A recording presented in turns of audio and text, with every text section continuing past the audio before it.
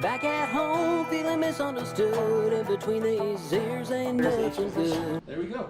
We're ready to get into this far end of the bench mock draft, first annual far end of the bench mock draft.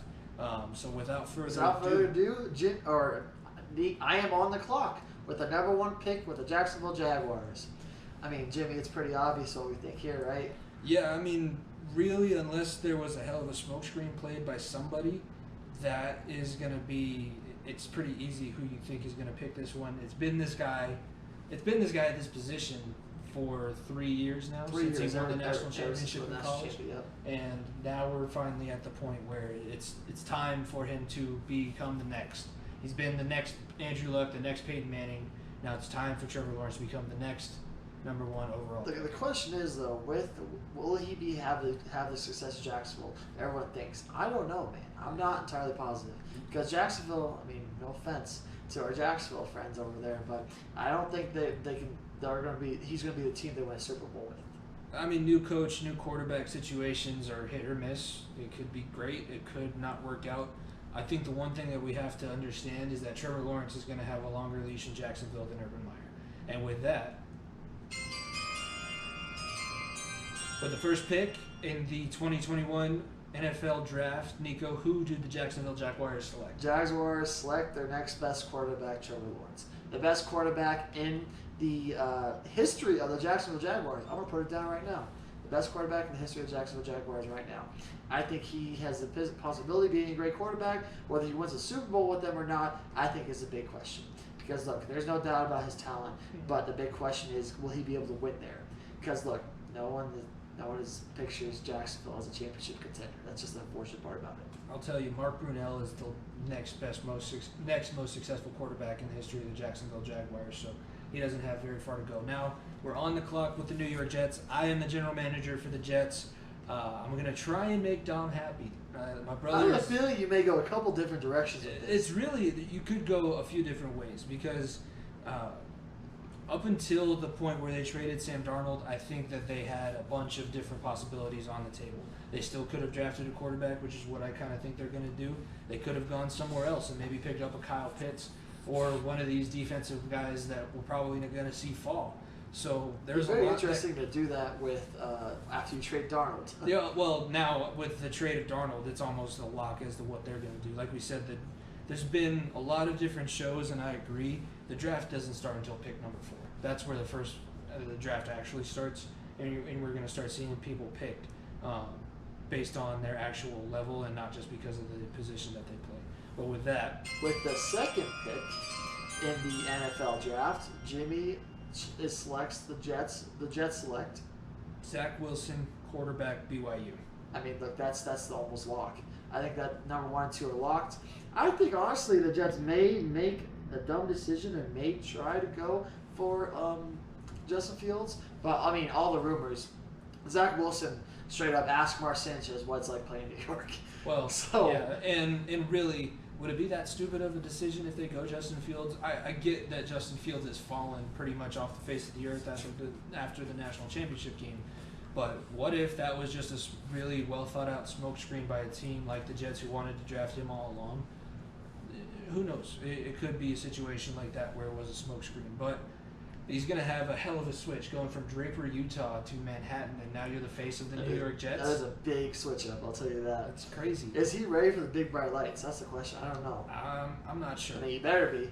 Yeah, well, now with the third pick, I'm also the general manager for this one so that Nico can get the Bengals. I'll be doing pick 3 and 4. So San Francisco 49ers with the third pick.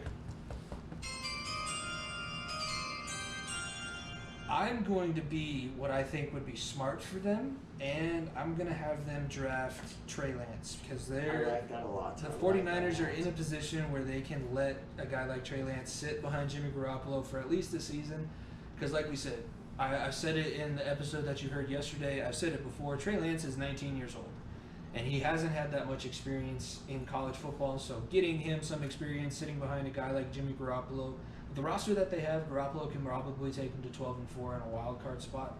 So they're not in a position that they have to draft a guy who can play right away.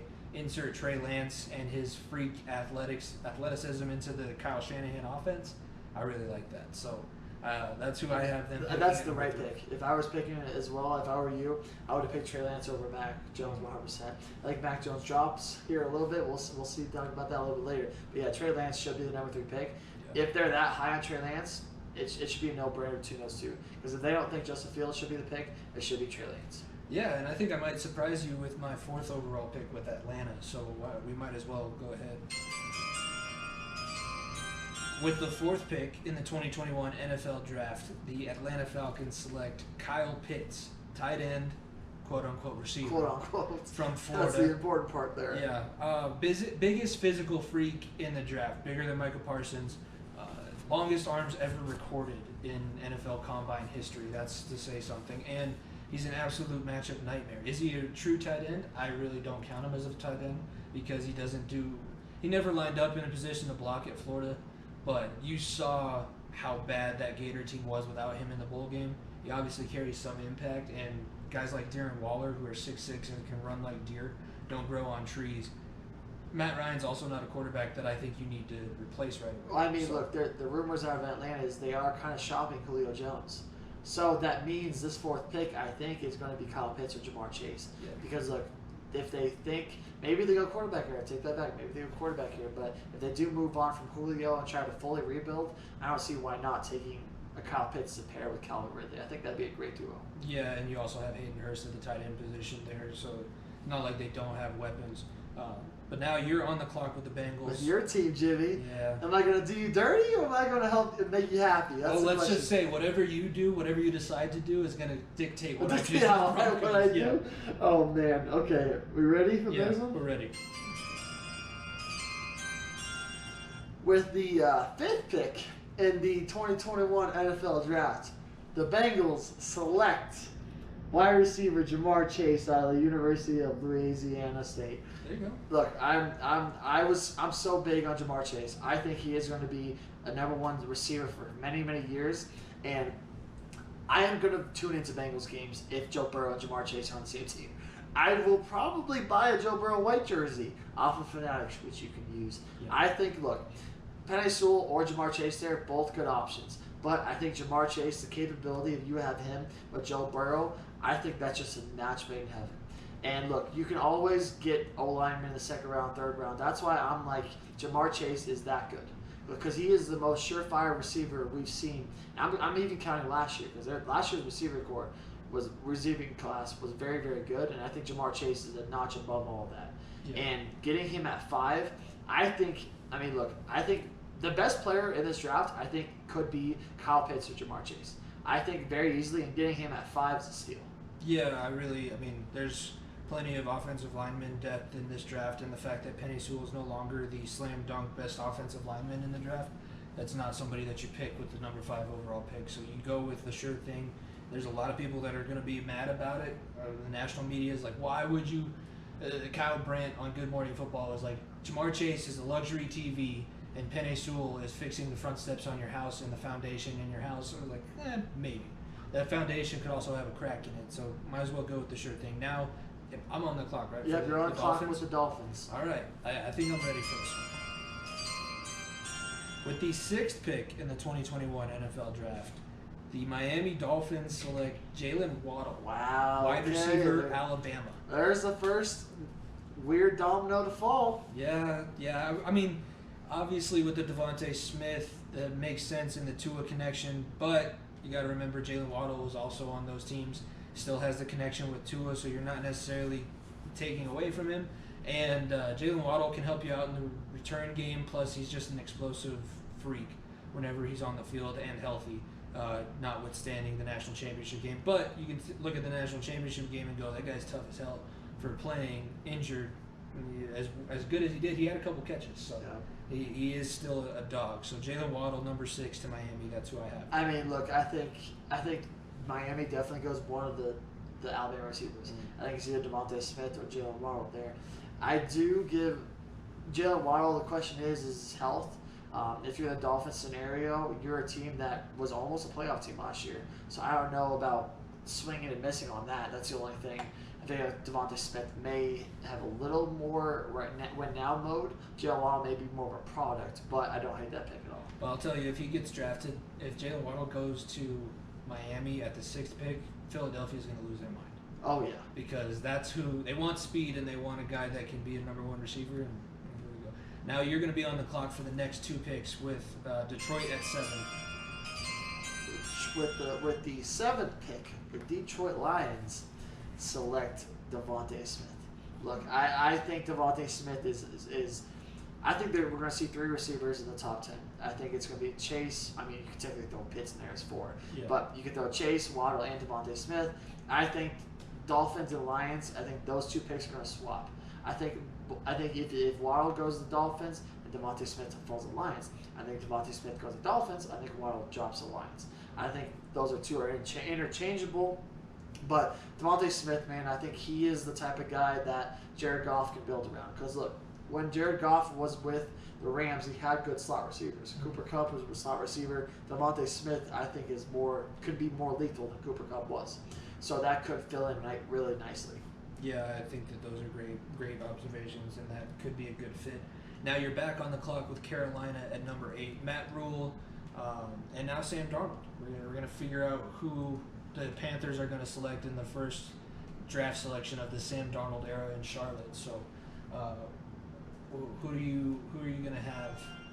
Oh shoot, I messed that timing up. There we go. There we go.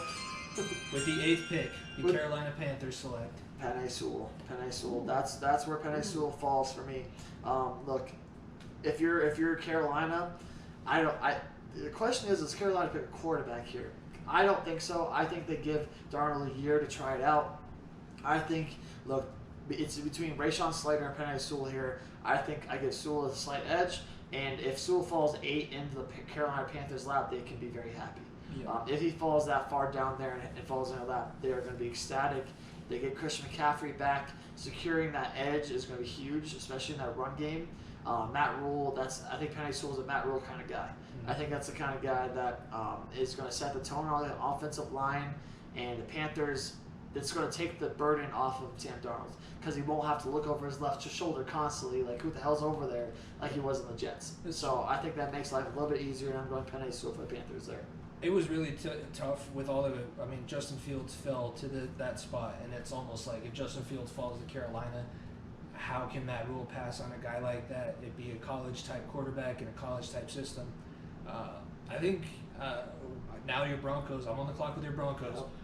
At this point, we got Justin Fields, Rashawn Slater, Patrick Surtain, Micah Parsons, all still on the board. A lot of options I like. All really, really good options. I'm interested. I mean, you really didn't do me dirty with the Broncos. I don't want to do you dirty. I kind of want to give an out there opinion, though. Oh, so man, go ahead. here we go. Go ahead, play your chime. With the 9th pick, my Denver Broncos in 2021 draft select Justin Fields, okay, quarterback, Ohio State. Okay. That's mainly because the Broncos probably didn't expect him to fall to them 9. That makes sense. I do think that they like Justin Fields. They've gone to both of his pro days, and he brings some things. It's competition for Drew Lock, and then in a couple years, if Drew Lock is either not the guy or he's going to be too expensive, more than you want to pay, you'll have the young rookie to be able to take his place and everything like that. And I think, Justin Fields, he's a product of a lot of smoke screens that picked up a lot of traction. I don't think that he doesn't love football. I don't think that he's the first one out of practice. He's not I don't see a Paxton Lynch situation with Justin Fields. That's all I hope for, right? That's all I'm hoping for. Yeah, really, in reality, do I think the Broncos are going to do that at 9? No. I think they probably draft Parsons or Surtain. Please. I mean, honestly, every single option that we said, I'd be happy with. Yeah. I could sleep at night. I would really like Rashawn Slater at 9. That may be a little too high. That's the only thing. If you really like Slater that much, I would draft Slater at 9. That's my thing. That's Big Ten tackle. I mean, nasty Big Ten. If tackle. the Panthers go with Justin Fields, based off what we've been doing off the mock draft, then we go Sewell. Yeah. Then you go Sewell right away. I mean, like I said, I really can't tell. Like Rashawn Slater and Penei Sewell are more and more even the more and more I watch both of them. So it's basically 1A and 1B there. I mean that they're both. There's going to be some really good players going to fall to us because of how top heavy these quarterbacks are and why people are so high on Mac Jones for whatever reason. Mac Jones is still on the board. If Mac Jones, if the Broncos draft Mac Jones, if you I would was draft, thinking if about you it. would I was have, thinking hey, about I did you good, so I was hoping that you would have helped me out a little bit. It was out there, but it's a good out there choice. That's what I did for the Broncos. And like we said, I'm not a Bronco fan, but I listen to the local sports station, and that's all they talk about. I understand what the Broncos situation is, and I have my own opinions on what they could do to get their situation better. With that, you're now Jerry Jones for the 10th pick. I am Jerry Jones with the 10th pick, and with the 10th pick, the Dallas Cowboys select Patrick Surtain, the University of Alabama. Look, the Cowboys have been needing a corner ever since they let Byron Jones walk to Miami. Their defense is trash. Anybody that they picked on defense is at 100% upgrade. So Surtain is the number one corner in this draft, now 100%. And I think, look, if Surtain was able to go at 9 Broncos, I'd be happy there too. Surtain is going to be a lockdown defender, and what the Cowboys need right now is some defensive help. Their offense is good enough that they can possibly do a lot more better things, just how they are. Now you got to bolster your defense. Getting Surtain at 10 is a home run pick because he is probably the best defensive player in Fitzpatrick. No, best defensive player in this draft. Oh, okay. In this draft, Not Alabama. Coming out of Alabama, No. Minka Fitzpatrick is a nightmare for me, so not gonna let you get that. In this draft, best defensive player, and you get him at number 10, I think that's a steal. I mean, any other year outside of a weird quarterback scenario, Surtain is a top 5 pick. And like we said, that's historic. That's the longest that it took for a defensive player to be drafted, and that's going to be the end.